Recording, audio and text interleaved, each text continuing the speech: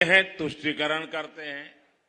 इन दोनों ही पार्टियों ने करप्शन को बढ़ाया, इन दोनों ही पार्टियों ने परिवारवाद को बढ़ाया, इन दोनों ही पार्टियों के तुष्टीकरण को नई ऊंचाई पर पहुंचा दिया। ये दोनों पार्टियां जहां रही वहां कानून व्यवस्था चौपट हो गई। इन दोनों पार्टियों ने दलितों और बीसी समाज को धोखा दिया। साथियों, ये बीजेपी ही है जो सही मायने में आदिवासी समाज को, एसटी समाज को सशक्त कर रही है। बंजारा, गुमंतु और अर्धगुमंतु समाज के लिए पहली बार वेलफेयर बोर्ड केंद्र की बीजेपी सरकार ने ही बनाया है। बीजेपी की केंद्र सरकार का प्रयास है कि संत श्री सेवालाल जी महाराज के योगदान को याद रखा जाए। इसलिए 23 फरवरी से हमने संत श्री सेवालाल जी महाराज की 284वीं जयंती पर 1 साल का उत्सव शुरू किया है। నా కుటుంబ సభ్యులారా, బీఆర్ఎస్ కారు యొక్క చక్రము, దాని ఒక స్టీరింగ్, దాని 4 చక్రాలు ఒక స్టీరింగ్, అదే విధంగా కాంగ్రెస్ యొక్క 5 వేళ్లున్నటువంటి అరచేయి, ఈ 2 వేరు కావు, ఈ 2 ఒకటే. ఈ 2 మతము ఆధారంగా బుద్ధగింపు రాజకీయాలకు పాల్పడుతున్నాయి. ఈ 2 అవినీతిని పెంచాయి. ఈ 2 కుటుంబ పరివారవాదం, కుటుంబవాదాన్ని పెంచుతూ వచ్చాయి. ఈ 2 పార్టీలు బుద్ధగింపు రాజకీయాల్ని చేశాయి. ఈ 2 పార్టీలు కలిసి శాంతి భద్రతల వ్యవస్థను ధ్వంసం చేశాయి.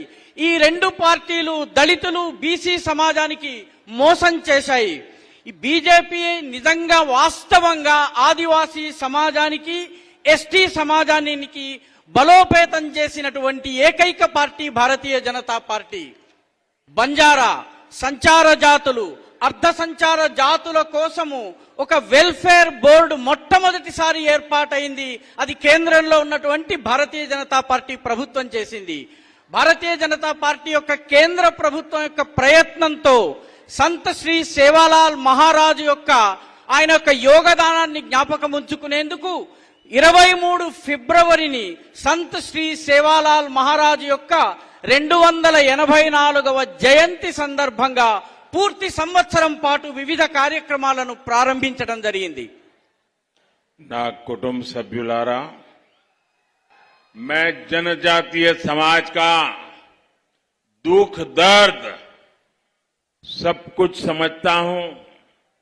इसलिए बीजेपी जनजातीय समाज के लिए दिन रात काम कर रही है। ये बीजेपी की सरकार है, जनजातीय गौरव दिवस घोषित किया है। देश भर में आदिवासी सेनानियों के म्यूजियम बनाए जा रहे हैं। हैदराबाद में भी रामजी गोंड और कोमाराम भीम के शौर्य को दर्शाने वाला म्यूजियम बन रहा है। बीजेपी की केंद्र सरकार ने ही एसटी समाज के स्टूडेंट्स की स्कॉलरशिप बढ़ाई। समक्का, सारक्का, मेदाराम, जथारा और पूरा देश जाने, इसके लिए बीजेपी काम कर रही है। कुछ दिन पहले ही मैंने मुलुगु में समक्का सारक्का ट्राइबल यूनिवर्सिटी बनाने की भी घोषणा की है।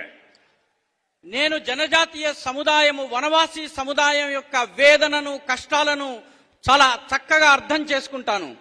కాబట్టి భారతీయ జనతా పార్టీ జనజాతీయ సముదాయం, వనవాసీ సముదాయం కోసము పగలనక రాత్రనక పనిచేస్తోంది.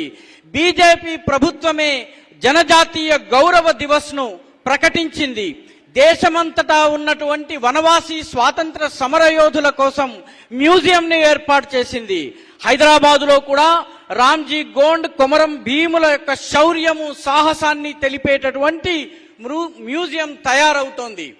బీజేపీ యొక్క కేంద్ర ప్రభుత్వమే ఎస్టీ సమాజానికి చెందినటువంటి విద్యార్థుల స్కాలర్షిప్ మొత్తాన్ని పెంచింది. సమ్మక్క సారలక్కల మేడారం జాతర ఏదైతే ఉందో, ఈ జాతరను ప్రపంచమంతా, దేశమంతా తెలిసేందుకు బీజేపీ ప్రభుత్వం ప్రయత్నం చేస్తోంది. కొన్ని రోజులకు ముందే నేను ములుగులో సమ్మక్క సారక్క ట్రైబల్ యూనివర్సిటీని ఏర్పాటు చేస్తానని ప్రకటించి ఉన్నాను.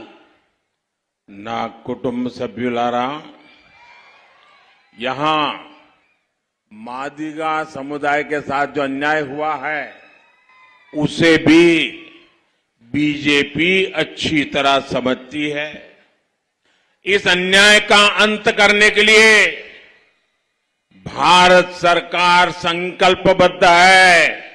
एक कमेटी तेज गति से काम कर रही है.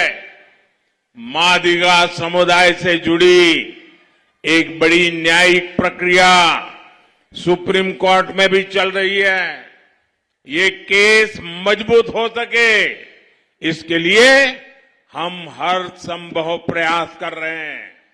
इसलिए मैं कहता हूं, सामाजिक न्यायम बीजेपी तोने साध्यम. నా కుటుంబ సభ్యులారా,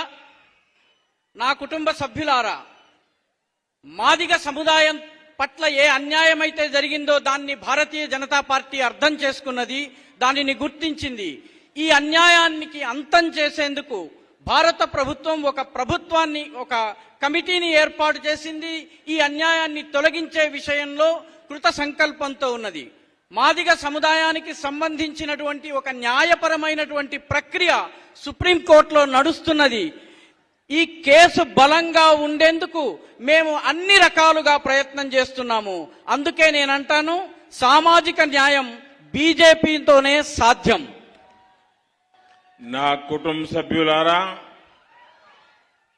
मैं जब तेलंगाना के लोगों से बात करता हूं तो वो बताते हैं कि कैसे बीआरएस सरकार ने छोटे छोटे किसानों की परवाह नहीं की.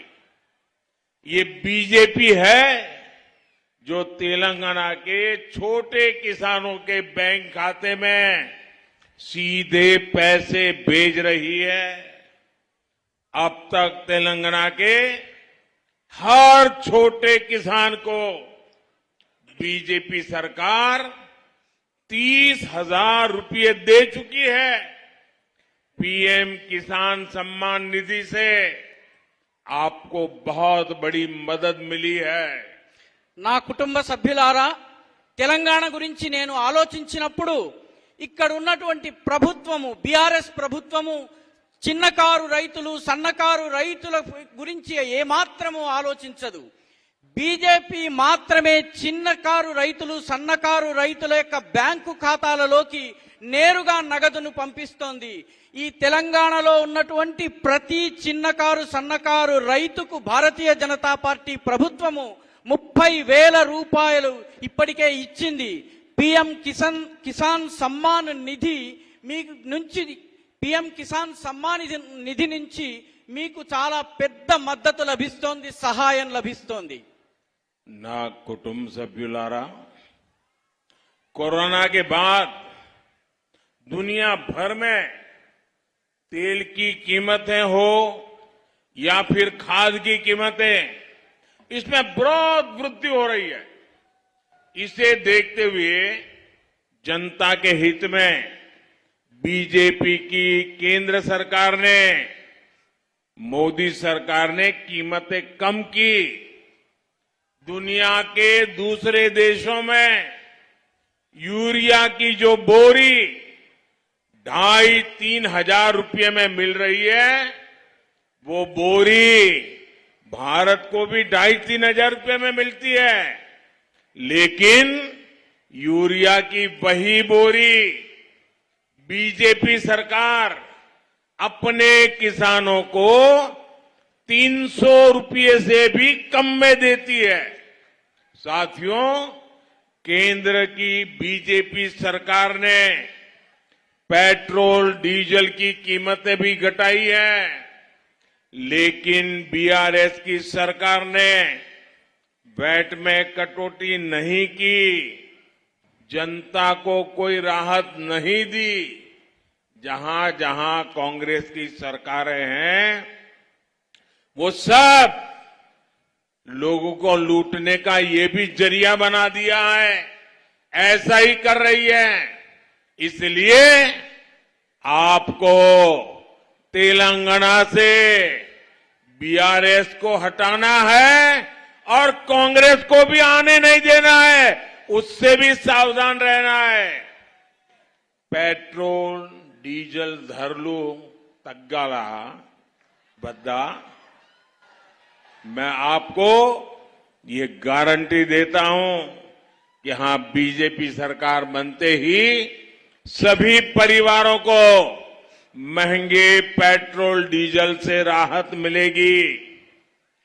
కరోనా తరువాత ప్రపంచవ్యాప్తంగా పెట్రోల్ డీజిల్ ధరలు పెరిగాయి, ఆహార ధాన్యాల ధరలు పెరిగాయి, వీటన్నిటి ధరలు చాలా ఎక్కువగా పెరిగినాయి. కానీ వీటన్నిటినీ చూసి ప్రజల యొక్క హితాన్ని దృష్టిలో ఉంచుకుని, ప్రజల యొక్క మేలును దృష్టిలో ఉంచుకుని భారతీయ జనతా పార్టీ ప్రభుత్వము ధరలను తగ్గించింది. అంతేకాదు,